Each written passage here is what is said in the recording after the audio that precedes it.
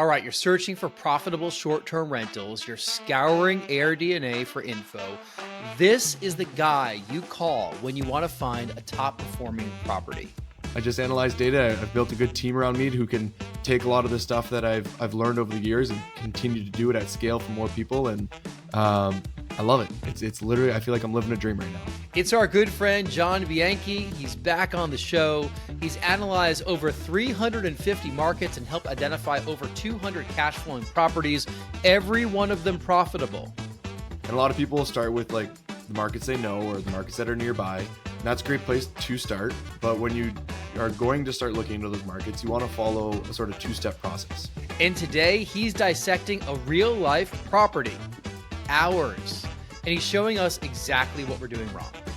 You understand the market, you understand the economics of the market, and now you're really happy with the properties that you're seeing there. And then eventually you're like, okay, this is where I want to be.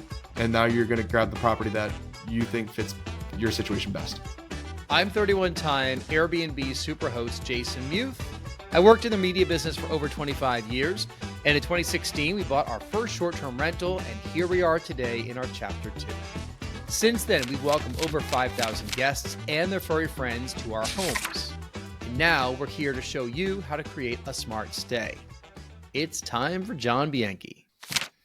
Rory, we got him back. We have the Airbnb Data Guy. John Bianchi is here at Smart Stay Show. John, what is up? How you doing, guys? Thanks for having me again. It's really great to see you. As we were chit-chatting before we hit record, we did meet in person a couple years ago at one of the short-term rental conferences, the one in Nashville, STR WealthCon. And you have been a guest on this show before, back when we were called the Real Estate Law Podcast. I think you were on like episode 74, 75, somewhere around that. This is probably going to be episode 251 if we put them out in the order that we think we're going to. So we're plugging along and we're super eager to have you back on. I mean, like we heard from your team and we had to change some link or something in the past episode. And I took the opportunity to be like, hey, does John want to record again? Like, I'd love to get him on the show. Yeah. That's we were trying to add something else in there, and then it just happened to work out really nicely. You guys were actually one of the first like 5 people that had me on their podcast. I feel like I've done 100 since then, but I really did enjoy our conversation. I thought it was fun and insightful. We talked about, stuff specific to what you guys were doing. And so I appreciate you having me back. Wow. That's awesome to hear. I mean, we were just talking beforehand and I swear I see you everywhere now. Like you're always on my feeds, like you're always online, like you always have such great insightful things to say about buying profitable short-term rentals. And the fact that we were one of your first podcast interviews is great. We primed you for the greatness that you became, right? And all these other interviews that you've been on. Yeah. Wouldn't have got here without you guys. So I appreciate it. Wow. Okay. So actually I was reminded of your story. I was watching some YouTube videos earlier today to just kind of like reacquaint myself with everything. And, we could go into please go into it really quickly, because I know that it's on other podcasts. You talk about arbitrage and talk about your growth and everything. But you've reached the point now that you're running a business, STR Search, which we could hear about. And you've done some fantastic work in identifying properties with TechVestor. So with that, I'll let you introduce yourself. Yeah. So, my claim to fame is helping identify 200 plus properties in the past 3 years, and every single last one of them is profitable. I credit it all to the data, right? So Airbnb data that exists out there, and just trying to be very, very, very, very, very thorough while going through it to ensure that I'm not missing anything. And then being extremely cautious as I'm doing that. So I became the Airbnb data guy through proclaiming myself as the Airbnb data guy, because they asked me for a handle and I'm like, that'll be a good one. And so that's how it started. And from there, I was able to get a contract with TechVestor, which is now the largest short-term rental investment fund in America. I was able to help them alone find over 140 properties. Within the past year, we broke our exclusivity contract with them. We still work with them, but we now can help everybody and anybody be able to identify a property. So anybody that wants to hire myself and my team over at STR Search can. And we're over 200 plus properties so far that have already that are out there. You know what I mean? They exist. And so that's what I do. I just analyze data. I've built a good team around me who can take a lot of the stuff that I've learned over the years and continue to do it at scale for more people. And I love it. It's literally, I feel like I'm living a dream right now. So it's great. I mean, I think that the question we get asked most frequently by other people who are thinking about coming into this is, where should I buy? What should I buy? And that's a really difficult question. And while we're not data illiterate, we have our anecdata of what we've worked on before. We know it worked well for us. Mhm. But let's start there with, what are some of the data points that you're looking at to identify a good property for one of your clients? So great question. I've talked about this stuff so much that I've tried to just make it really simple, so that anyone, because I used to overcomplicate everything. So probably 2 years ago we talked about this. It was complicated is what I'm trying to say. Um, Narrowing it down to just, you got to find a market, right, to start off. And a lot of people start with like the markets they know or the markets that are nearby. And that's a great place to start. But when you are going to start looking into those markets, you want to follow a sort of two-step process, right? First one, step one, figure out the regulations. Make sure that they have regulations in place and that they're good. I know it's not a data question, but I can't skip over it because if you don't check the regulations, you're just wasting your time. So let's start off with the regulations. Then step two is try to find a home that is for sale in that market that meets the 20% rule. And if you can't, move on from that market because nothing is going to cash flow at the amount that you're going to be happy with. Okay. So let me break down the 20% rule. If I'm buying a home for $500,000, I want it to make $100,000. And so I'll look at the available product in that market, and then I'll go on to AirDNA and I'll try to see, could that home that's for sale for $500,000 have the ability to make $100,000 based off of the other Airbnbs that already exist in that market? And if the answer is yes, that's when you deep dive the market because there's opportunity in that market. And that's where you really want to dig deeper and deeper and learn more and more until you can get to the point where you found like the golden nugget in that market. Does that make sense? It makes Yeah. perfect sense. I don't want to let the first part of that also slide, though, with the regulations. Mhm. What do you think about markets that have no regulations whatsoever? Are they dangerous or is that ideal? I don't like them at all. I don't like putting anyone into those markets. I know some people are okay with it. I don't like it at all though, because I don't want to be in a scenario where I advise, you know, $50 million into a market and then all of a sudden they put regulations in place and now all those homes are wiped out. Right. That would be very irresponsible from me on my end. And then also personally, if I'm putting my own money into that market, exact same thing. So if there's no regulation in the market, I'm not usually a fan of that. What about you though? I wholeheartedly agree with that. In the market, the states that we work in, where I advise people, for example, New Hampshire, they had the way New Hampshire zoning is grandfathered. If there is no regulation, then it's ambiguous as to whether or not the use was correct and legal in the first place. So even if you think you're grandfathered in because there were no regulations, you're really gambling with how that municipality is going to do it. If a community has thought through and put together regulations, even if some of them are burdensome, at least you know what the rules are. And if you can comply with them, then you will be grandfathered in and you won't necessarily be pushed out of the market. And yeah, so I wholeheartedly agree with that. Yeah, it's just kind of silly to go into a market where you might get banned, right? Like you're investing a lot of money into these homes. Like, why would you do that in the first place? But then the other side is if they have really strict regulation, like San Francisco, where you can only do it for 30 days at a time, just never open up one there and try and do it short term. It just doesn't make sense, right? Just avoid it completely. So find the markets that allow you to do it, figure out what they allow, and then play within their rules, right? Yeah, I can't wait till we do the live dressing down of us, Rory, because not only, John, do we operate in a market with no regulation, but you actually have identified some opportunities for some of the properties that we have. And we'll get into that in a little bit. And we actually have for you a live, dressing down of ourselves because we're kind of sitting on an unprofitable property. And we Mhm. want to find out what would you do in this kind of situation? So but let's pivot quickly before we talk everything about us, right? So Yeah. you launched STR search, right? And Rory had that question about, what are some of those other things that you're looking for, besides the regulation and the 20% rule. When a client, engages with you or when you're working, on another property for TechVestor, and where do you even start? The country is an open slate. I know you're Canadian, right? Do Mhm. you live in Canada? Yep. Still live in Canada, Yeah, but I live in work Canada. 100% in the States. All my clients are Yeah. in the States. So the market's it's open country. We can go anywhere you want. Like, when someone approaches you and says, "Hey, I have a bucket full of money to invest," what's your response? So it all depends on their budget and preferences, right? So if you only have so much money, there's only so many markets available to you. If you have a ridiculous amount of money, they're all open to you, right? To an extent. Now, I've studied 350 markets, and we have at this moment, I think it's like in between 15 and 20 in total that we'll advise our clients into. So there's not that many markets that we actually advise people to go into because we just don't think that there's opportunity within them.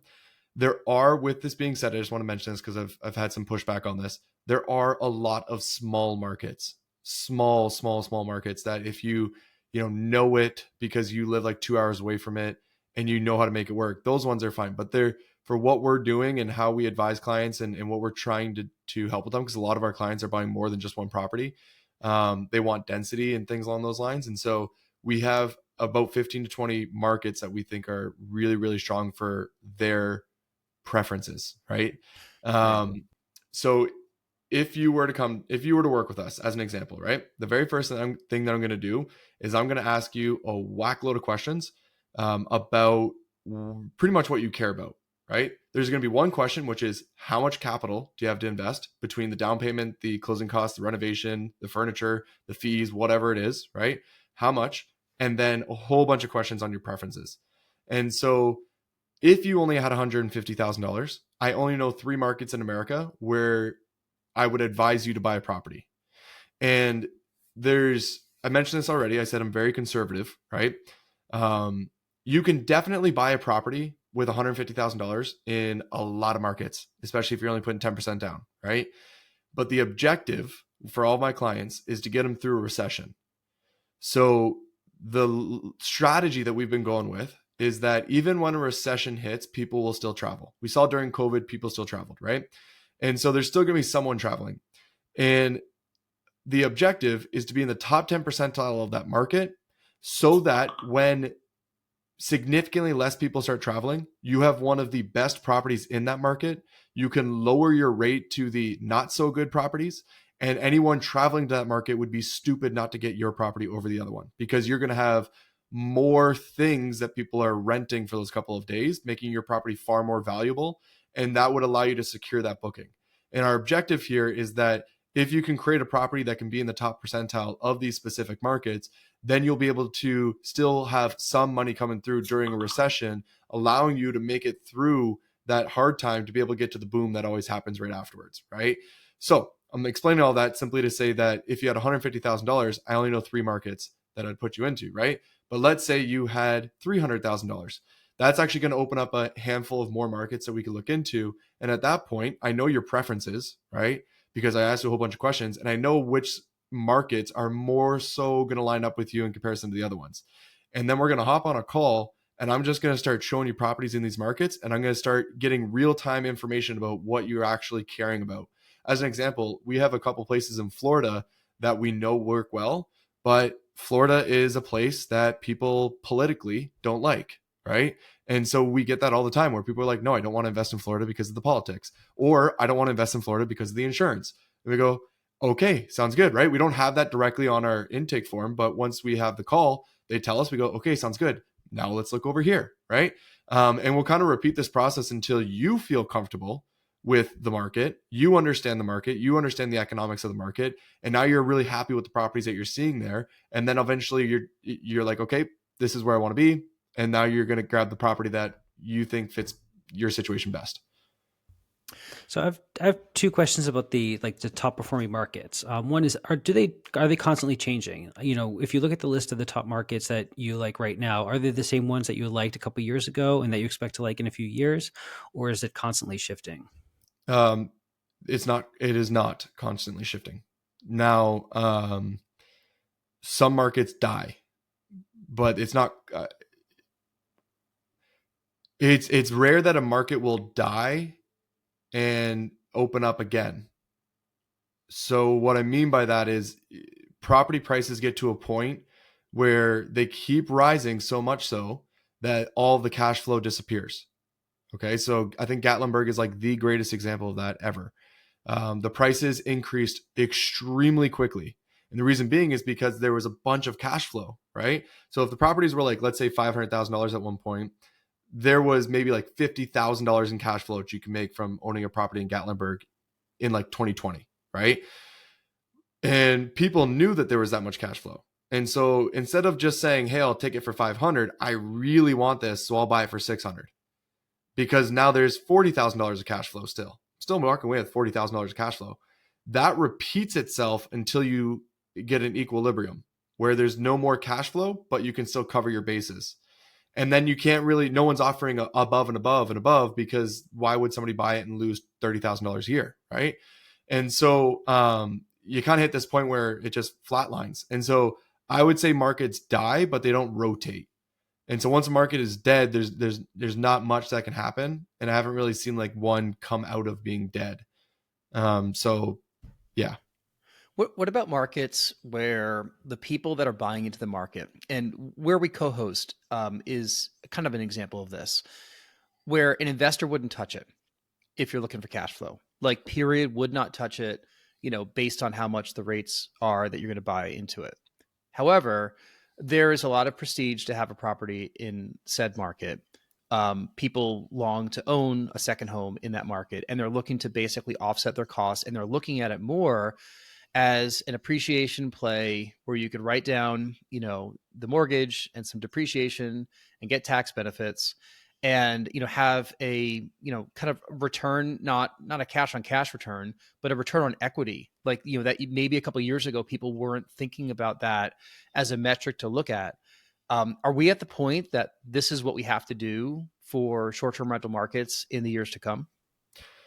We're definitely not at that point at all markets across America.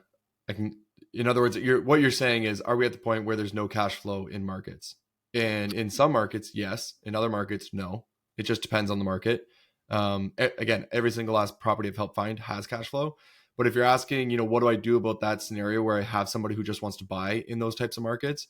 We help them buy the best option in that market, right? So majority of our clients are not coming to us for that, right? But we definitely have a ton of people who have a ridiculous amount of money that they're trying to not pay in taxes, and they need to be able to buy these properties, and they're okay if they break even. Everyone has a different preference, is what I've learned, right? When we started this company, I was like, cash flow, right? Like, let's go, cash flow. And then we started talking to all these people, and they're like, man, I do not care. I'm like, if I can hold this property for 4 years, one, I'll save $200,000 in taxes. And then in 4 years from now, it'll probably be worth another $400,000 because of where it's located, what it's expected to do.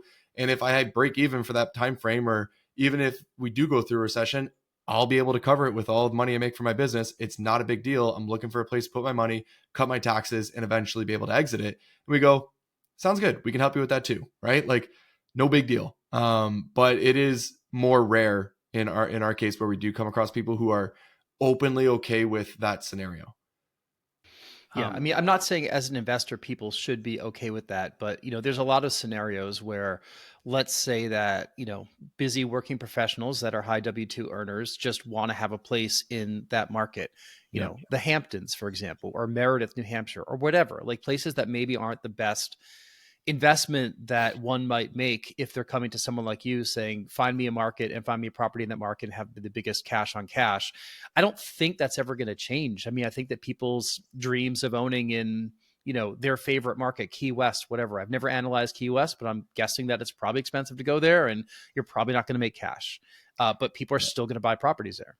Yeah, that's the dream. You know what I mean? That's what we're all working so hard to get to, is to get to the point where we can buy another property in our favorite place to vacation, and it's okay if it loses money, because that's not the point of it, right? It's really similar to, I used to have this conversation with old coworkers that wanted to buy that dream suburban home they'd be in forever as their first home. And I'm like, no, like house hack, like what Bigger Pockets told us back 10 years ago, like buy that multi, live in one unit, be a landlord for a couple of years, move out of it, trade up to the second one, trade up to the third one. Now you have your dream home and income properties. We're almost similar to that in this world too. Yeah, you're actually not wrong on that at all. I will state that I fully agree with that method. But when I have my girlfriend and she's pregnant and where she's not wanting to do that, we live in a small town. We had to go straight to the suburban home, and so Yeah. I do get that. I do get the strategy and the logic, but I guess life will get you right. So, before we were talking, you were like, hey, I have some ideas for some of your properties. I was like, wow, he's investigated what we have on our website, and, he's going to make some expert opinion changes to it. I'd love to get into that a little bit, because I'm sure there's some things that we're doing wrong that maybe are a good lesson for people who are listening, in terms of photo selection, how you're choosing your photos, amenities, that kind of thing. Can we get let's just talk about pickleball courts and string lights and all that fun stuff that people put in their photos that do really well. What are you seeing as the tried and true amenities on site that people probably should do if they can? I'm actually going to switch the question, because if we want to talk about, if we're bringing up like your properties, right? That's not the issue. So this is, now that I'm like working hands-on with a lot of people all year, you start to learn these like little things that just keep coming up over and over and over again. It's like, man, I got to make sure that people understand this. And so I'm going to be talking about this a lot more, but essentially from what I'm seeing from your portfolio is you guys got the right market, right? You guys figured out a good market. You found good properties in those markets. You put them together well, like they're designed well, they have amenities. And then there's this fourth component that so many Airbnbers just screw up left, right, and center. And that's the marketing piece, right? Uh-oh. Yeah. So here we go, Rory. Let me get ready. All right. All right. Sorry, I didn't mean to come off too harsh there. I'm buckled in here. Okay, here we go. All right. So if I'm looking, like, the thing is it you guys, if I were to sit here and be like, hey, the best amenity is that you should go get a pickleball court, you would go and execute and get a pickleball court, right? But the issue is you wouldn't market it in a way that makes it so desirable that you're getting the additional ADR that you're supposed to get, right? The boost in your ADR. Whereas you took what you already have and made it feel like it was straight out of a magazine. That's where it's going to automatically boost your ADR. With everything that you already have in there, if you were to just take the photos and enhance them to make them even more desirable in comparison to what they look like right now, somebody staring at the Airbnb thinking like, which one should I book out? They're going to see yours and somebody else's, and they're going to pick yours. And it gives you this edge over everybody. And it's a night and day difference. If I could share my screen, I could show you what I mean. Is this something that is going to be recorded just audio, or is it also going to be video? We're recording video as well. Okay. Can I share my screen? Let's give it a shot. And if it doesn't come out in the recording, then we'll talk our way through it. All right. Sounds good. So this is the, this is the home here that I just have these photos, right? Yep. And when I look at your interior, I can see that you have like a well-designed interior, right? Like it looks cozy inside, the bedrooms look good, all this stuff. And on the outside, you have a nice, setup over here. You've got a nice little dining table over here. You've got a fire pit, a barbecue, string lights, but it's not photographed well, right? Now, mind you, there may be some more photos. I'm only looking at these 8, so please correct me if I'm wrong. But even just if we just took this one photo right here, technically, this is a photo of nothing. And the reason being is because if you are trying to show off the fire pit, it's covered. And if you are trying to show off the dining room, it's too far away. And so if you're trying to show off the kayak or the barbecue, it's not a focused in on one thing. Whereas if you were to take, like this photo as an example, it's very clearly the living room. That's very clearly the bedroom, the dining table, but this is nothing. And the problem here is that the outdoor area drives more revenue than the indoor. People pay more for the outdoor experience than they do for the indoor experience, even in very, very, very seasonal markets like Michigan, where they only have 2 months worth of peak season. And so what the issue that I'm seeing here, and again, I apologize if I'm wrong and these photos do exist, is that when you take these photos, let me show some examples because this is not doing it justice when I just share it that way. When you take these photos with string lights and things like that, you want them to stand out. You want them to have these bright edited sky with this, because even if you look at this and you're like, oh, that's edited, it's not, real. The reality is that when you see these string lights on at night with your own eyes, this is actually how they look, right? And you're selling this experience to these people about like, this is what your property is going, this is what's going to feel like when you're back there. This is what you're going to see. And the lights will make a world of difference. So if you were to take this photo right here, there's chairs around the fire pit and the lights are edited to show brightly. Whereas this one here doesn't have chairs around the fire pit and there's no lights to show it off brightly. Do you see the difference between those two? Yeah, absolutely. Okay. Our Airbnb listings probably show a lot more of this because this is the direct booking website you're looking at. But I'm not here to defend anything. I'm here to listen and learn. Yeah. So, okay. Yeah, we for each of our photos we did some staging and lifestyle shots at the other three properties, like like full table spread of donuts or dinner or crudité and cheese and crackers and stuff like that. And we think it's done pretty well, at least for those properties. And I think that in the Airbnb we probably tell that story a little bit better than on what you just showed. But your point is well taken. And the photos that you showed right there, with the beautiful murals and, the touched up lights and whatnot, it's worth doing. I mean, I don't think that we actually have the proper outdoor shots for twilight with our string lights on at those properties. Like, we actually have string lights at 2 properties. Rory and I built string lights at the house next door to that. Last year we did that setup.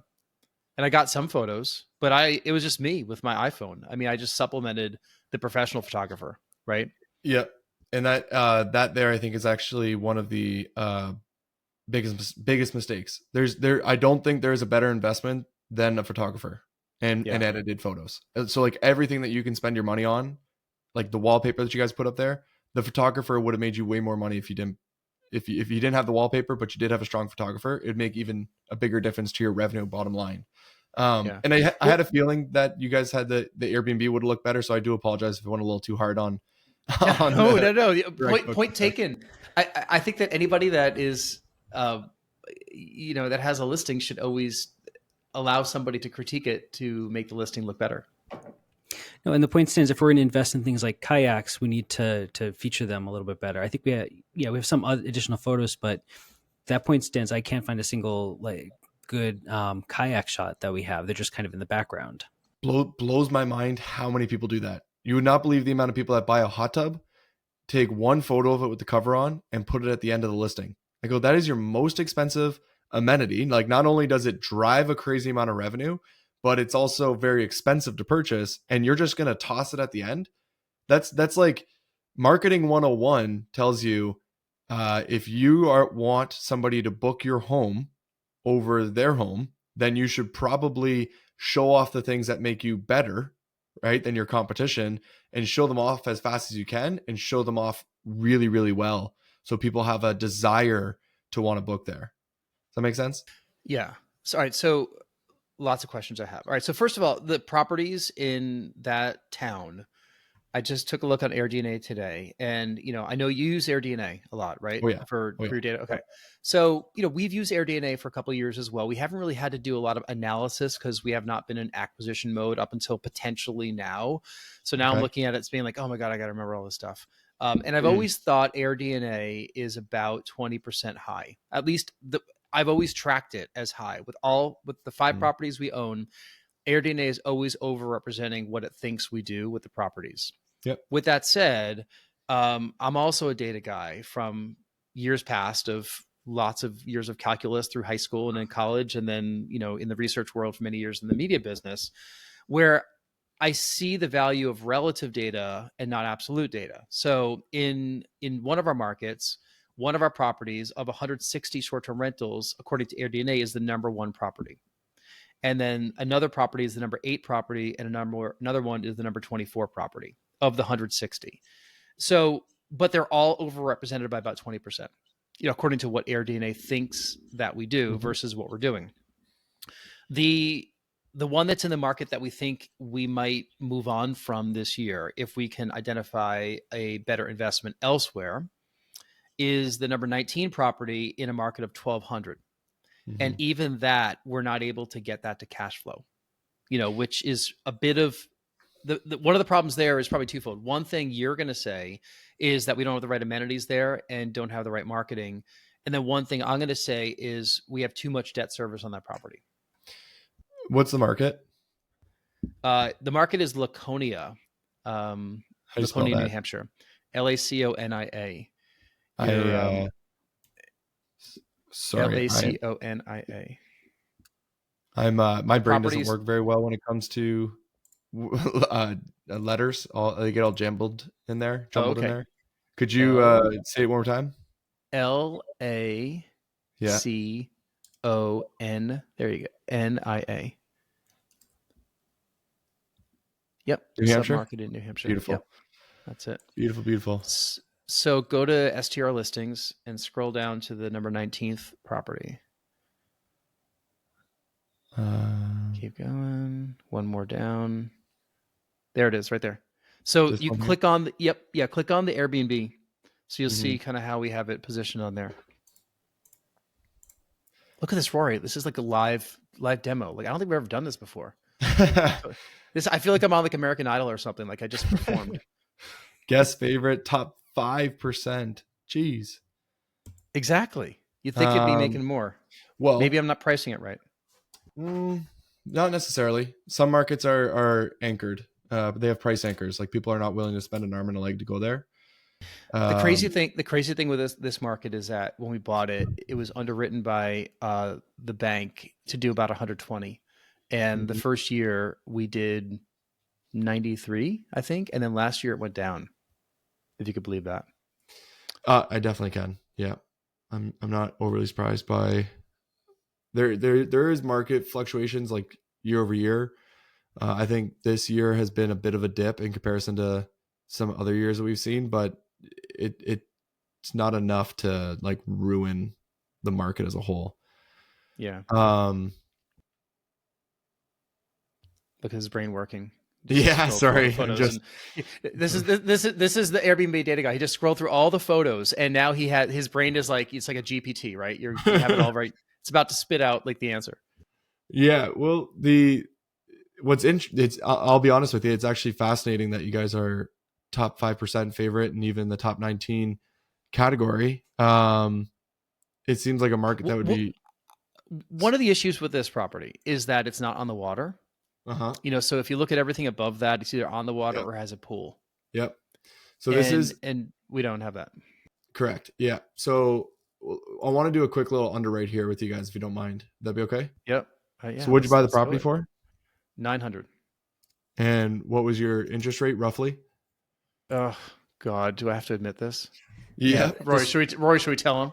It was 9%. No, it was not 9%. It was 8.75. Oh, I exaggerated so much. No worries. It's still possible to buy profitable properties with that interest rate. I literally have a video on YouTube. Let me say a couple things. We're going to defend ourselves a little bit as to why we made this decision. Yep. All the other loans we have are like basically 3%. All right. So just so you know, I have zero. If anyone's telling you that you shouldn't have bought it because of the 9% interest rate, they just don't know how real estate works. Yeah. In my opinion. Yeah. So I don't think you did something wrong by buying it at this interest rate. That's not the scenario that I'm going to go through here. One thing we did also, we use this property, there's some big tax benefits for this property. Like we did a cost segregation study. We've talked about that on this podcast. We pulled huge benefits there, right? Yeah. Well into the six figures of depreciation. Yep. Beautiful. Yeah. And what's your down payment? I think we did 20% down. So 180.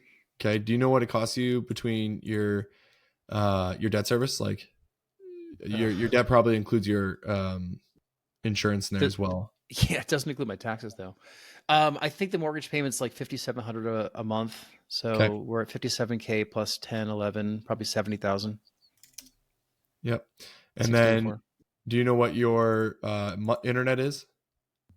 Roughly $70. Okay. What's your water roughly?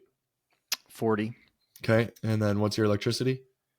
Do you have propane? Yeah, natural gas in there. Yeah. So probably about that, 120. Okay. Like natural gas?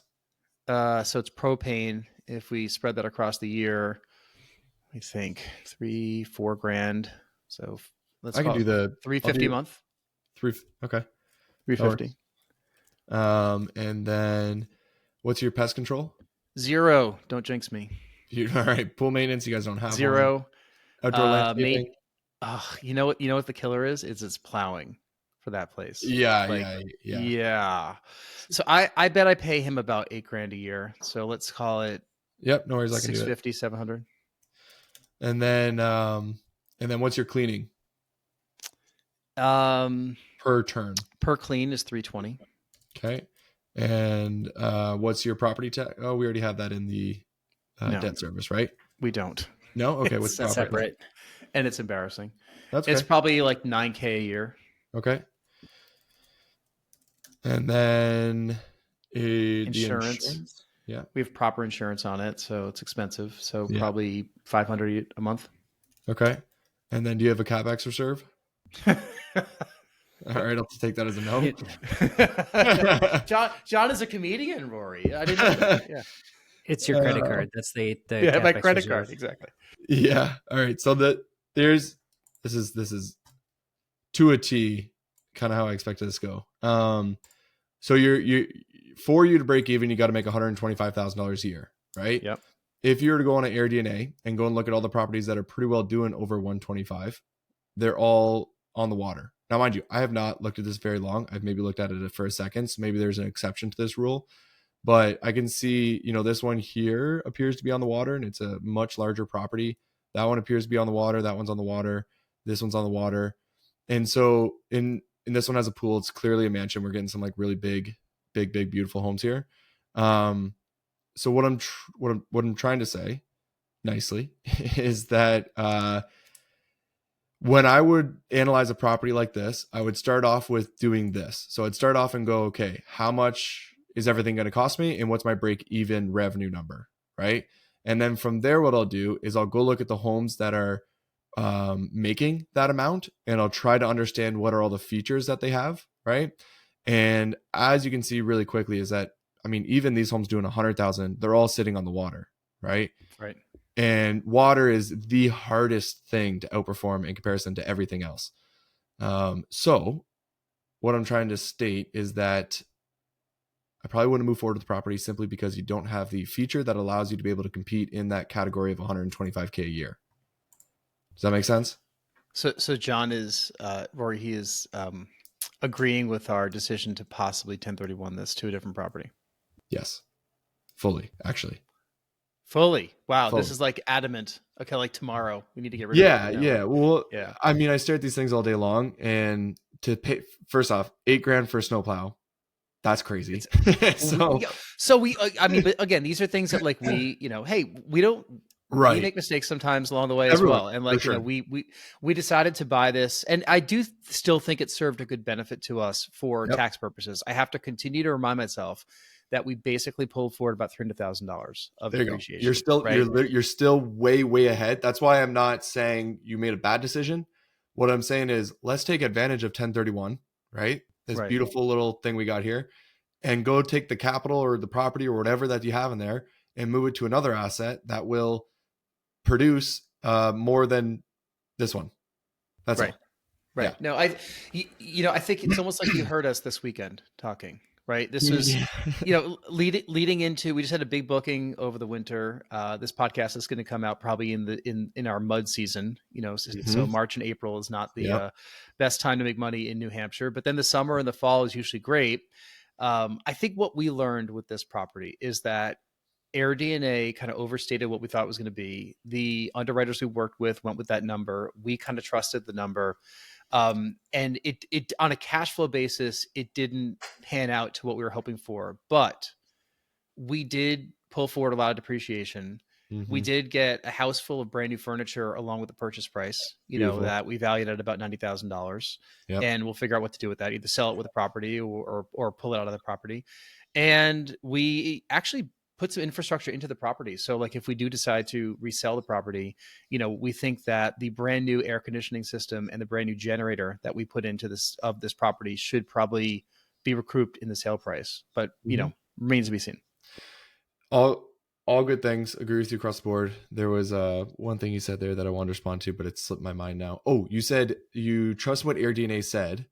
Does that mean that you guys use their rentalizer tool when you were trying to predict what the annual revenue is going to be on the property? I think I used the big number that you see when you go to look at the property, and Yeah. I probably used what the don't do that. Okay. Don't ever, please. Anyone listening to this, please, please, please do not use it. I'll tell you why. It's after finding 72 properties with TechFester, I took those addresses, plugged them in. I knew what they were actually performing at, right? So I did a 72 property test, and 30% of them were projected to do more than they actually did.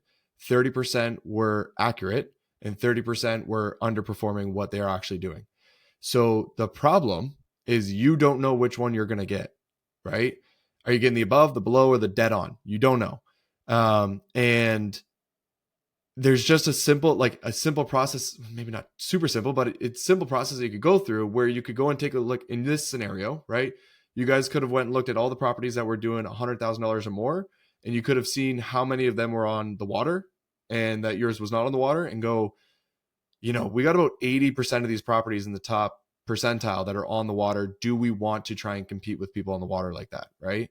And then you might go, well, maybe we should look somewhere else, right? So all I'm trying to say is I have a whole video on YouTube that I got in trouble from AirDNA with, but it literally just says stop using Rentalizer. And instead, I explain a process of how to analyze the properties instead. So are you friends with AirDNA guys, or do they you're not on their target where they throw darts at your face or anything? No. I'm friends with them. Jamie and I have done a podcast together, a couple of them. We actually helped Jamie find a property. So Jamie was one of our clients. There you go. Now he's got the top performing property in his market, the number one property. Is he the founder of AirDNA? He is the chief economist. The chief economist. Listen to that. The chief economist of AirDNA is going to the AirDNA expert that we have on this podcast right now, John Bianchi. I mean, if that is quite an endorsement. I couldn't agree more. It was literally it was the highlight of my career. I can tell you that much. I loved it, every second of it. It was fun. I want to start to wrap up and be cognizant of time. I do want to ask Rory if you have any final questions for John. But before you ask that, I just have to ask a personal question, because you can't be sitting in front of your computer all day long staring at these things. Like, what else do you do? You're an active guy. Like, how do you like to spend your time besides great deep dive conversations like this? Are you talking like work wise or outside of work? Outside of work. Outside of work. I spend probably a good 95% of my life with my now fiance and daughter, and we do literally everything together. And so I live in a really small town. There's about 2,000 people here. It's a little beach town in Canada. And her parents live right down the street. Her brother lives right down the street. And so we're always kind of having family dinner every single Friday. We just had family dinner on Sunday. I had her brother's bachelor party on Saturday. That's where I got this beautiful little scar on my forehead from. So I don't know, just, I love hanging out with family. I used to travel a ridiculous amount, and I hated the city that I grew up in. And I realized that I really wanted to get away, right? Like I wanted to find like a new place to live, because I really didn't like where I grew up. And so I traveled a ridiculous amount, but then I eventually realized people were more important than mountains, or people were more important than beaches, or people were more important than XYZ, right? And so I'm fortunate enough to actually live in an area where I can just be around all the people that I love, like literally every single day. And I just spend my time with them and have a good time. So yeah. Love hearing the other side of the Airbnb Data Guy, which we don't always Nobody asked me those questions, so thank you for asking. I appreciate that. Yeah. Well, it's all about family, right? I mean, like we have a soon to be 6-year-old, and we love spending time with her, and that's I mean, a lot of people that listen to podcasts like this are looking for that time freedom to be able to spend more time with their families. So that's cool that you found it too. Rory, you get the final question. So any you could reopen the conversation like we just had, but like, what's the last thing you want to ask John? Well, my last question is a lot less personal than that one, but we kind of started off with the problem of somebody who had a lot of money and they were looking to invest, and they could kind of pick anywhere. So, and where would they start?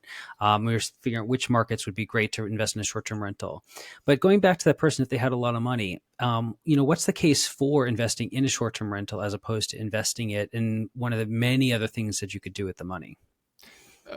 There's a list of reasons why people choose a short-term rental. I'll list them off, but it doesn't necessarily mean that everybody cares about those reasons, right? So we always kind of like to break it down where we got it right on the website. I want to make sure I get this right. I somewhat have it off the top of my head, but the first one is that it pays you today, right? So you get cash flow today, which is nice. But then you build wealth in your sleep through equity and appreciation, right? And then you also get your tax benefits from being able to do it. Being able to take advantage of the short-term rental tax loophole is one of the only ways to be able to write off active income in America, which is a super rare thing to be able to do, right off your W-2 income. On top of that, you also get your own retreat, right? It's a place where you can go and build memories. And then it helps protect your wealth by building diversification. So you still can do all those additional things. And then on top of that, you can also have leverage from the property, right? So you invest $100,000, but now this $1 million asset is increasing by, let's say, 3% year over year, rather than just $100,000 that's increasing by 3% year over year. So those are all the different little reasons. I love the idea that it, pays you today, builds you in your sleep, and then it saves you money at tax time. Like those three things, they hit you at different points, but they all come from this one investment. With that being said, I still think people should invest in stocks, right? I still think they should invest in mutual funds and bonds. And I used to be a financial advisor before this, right? So I used to have to create portfolios for people. And it's always, you got your riskier stuff, you've got your security stuff. When everything flips, when we hit a recession, those securities are going to be what carries the entire weight of your portfolio for the time being. And so it's not like throw all your eggs in one basket, be strategic about it. But I definitely think short-term rentals have a ton of benefits, and the short-term rental tax loophole is one that kind of puts a lot of people over the edge to just be like, yeah, I'm going to go with this instead of a long-term rental or a multifamily or something along those lines. Yeah. We should say, when we bought our first short-term rental, our net worth was mostly in that property, in our primary home, and then in my retirement.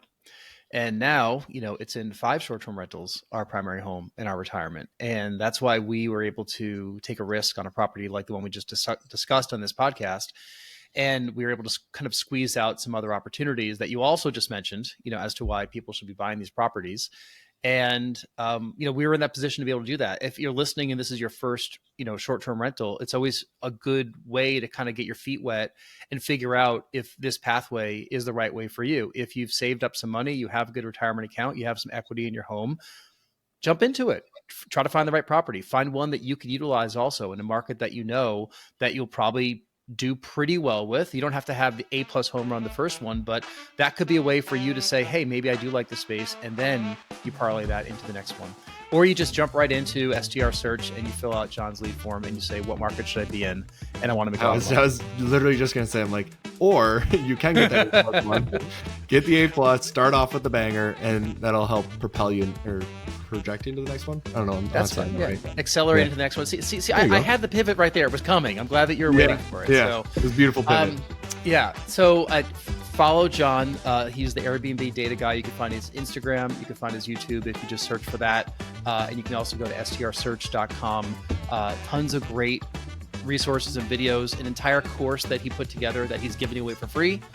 And then, reach out to John if you have questions about this. Oh, anything else you want to add?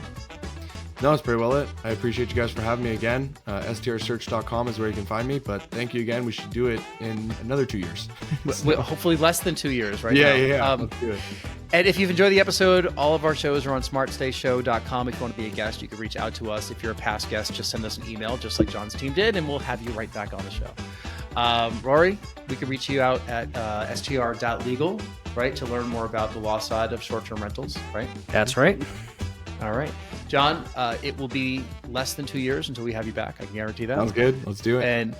And thank you so much for listening. We'll see you next time.